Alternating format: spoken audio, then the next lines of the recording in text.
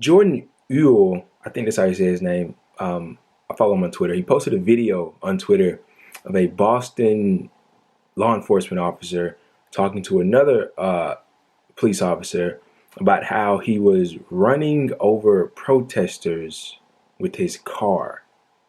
Let's watch the video and then we'll talk about it.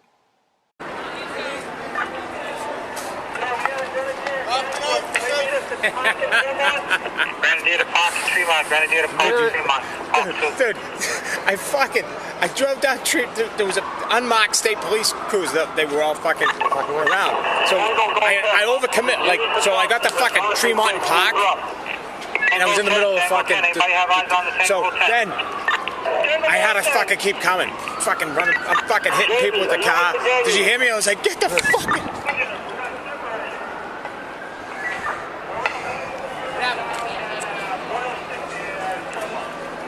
Is on. This thing is. Oh no! I know. What I'm saying is, though, they were in front just like didn't hit anybody, like just driving. It's own shit.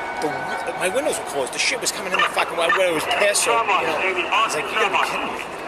Fucking crazy, dude. Push this crowd backwards. Keep going further. This thing just fucking went on automatically. Huh? This thing just went on fucking automatically. Wow. That's shameful. That's extremely shameful.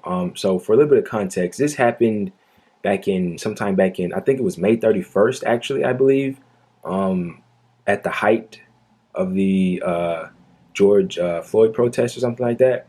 And, I believe the video just came out Friday and it was picked up by a couple of news outlets, and it was, it started to circulate on social media and it's gaining a lot of traction, and justly so. So in that video, what we saw was a guy basically bragging about how he was hitting protesters with his car. For those of you that may not have necessarily caught what he said, I'll read it to you. So I have an article pulled up from Newsweek here. He said verbatim, dude, I fucking drove down Tremont, the street. There was an unmarked state police cruiser. They were all gathered around. So then I had a fucker keep coming, fucking running. I'm fucking hitting people with the car. Did you hear me? I was like, get the fuck. And then that's when the other officer, and this guy that's talking is a sergeant, by the way. And then the other officer tells him that the camera's on. It's like, oh, did you see? Like, he kind of pushes him away and he walks off and he's trying to fiddle with the camera, trying to turn it off, and he can't do it. And then the guy realizes it, and of course, the other officer comes back and he's like, "It's on." Like, he didn't want to like specifically say it because it's on. It catches everything you say. He's like, "It's kind of on, bro. Like, just be easy with the hitting people with the cars." And then the other guy, the sergeant, goes, "Oh no! You haven't met no. What I'm saying is, they were just like kind of in front of me. I didn't really hit anybody. Like, I didn't hit anybody. I was just driving. That's all." But you just said you were hitting people. And then the officer whose body camera was on then apologizes and said, "Oh, it just turns on automatically, bro. I don't know it's sorry." So instead of checking this maniac, who you work with, your colleague, who has this eye bloodlust, it seems, for hitting protesters with cars, instead of checking this guy immediately and be like, "Whoa, you did what?" No, it's just, "I'm sorry, I didn't mean to have this on." It's fine that you said it. I actually agree with you. I would have hit them with the car as well, but the body camera's on. You can't say it with the body camera's on because this footage will, the public will eventually get hold of this footage and something bad can happen to you. You can maybe lose your job or, something like that. It's ludicrous. It's ludicrous.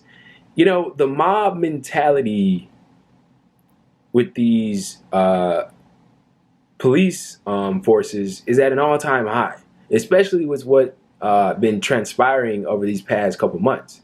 Is at an all-time high. I remember the one story about the one police department, I can't remember where it was, but they took down the American flag and they started flying the police flag, really like signaling like, "Oh, yeah, we're not fighting for America anymore. We're fighting for us now." It's sad. It's sick. It's sick. And these police officers, it's all the way down. See, what people try to say is, and I actually used to be a believer of this, there's just a couple of bad apples. Like, oh, it's just a couple bad apples, man. And I'm not here telling you that every police officer is bad. That's just not true. But people will vehemently tell you, oh, it's just a couple bad apples. That's it. That's not it, though. That's not it. It's more than a couple of bad apples. It's the institutions as a whole. We need to change the culture of it. We need to change the way that it's structured in order to really cause change when it comes to how we police in this country. There's a doctrine called the fruit of the poisonous tree. It's a legal metaphor, I haven't pulled up here, used to describe evidence that is obtained illegally.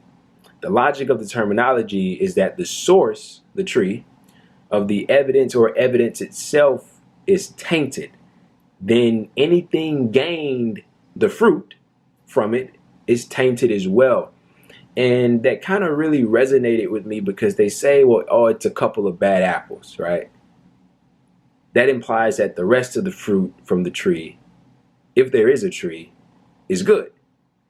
Well, what if the entire tree from its roots up is poisoned? That means that anything that comes from the tree is then infected and is poisoned, along with the other quote unquote bad apples. And you saw it here with this guy. You have this sociopathic maniac that likes to hit protesters with cars. Then you have the other guy, you don't really know what he's about, but the very fact that he's willing to shut off his body cam to try to defend this guy that's talking about hitting people with cars instead of going to immediately check him shows a lot. And you saw it with the George Floyd thing, right? How many people were on George Floyd? Minus the guy that had the foot or the knee on the neck, but the other people that were also standing on his body, and then there were also like one or two other individuals just standing around them. None of them thought to say, hey, how about you get your knee off his neck? No, it's we have the badge, he has a badge, so he's with me, so he's automatically right, and I can't tell him what to do because anything he does is right. We're always right, and I'm going to defend whatever he does because that's my fellow officer. Even when my fellow officer likes to hit protesters with cars, apparently.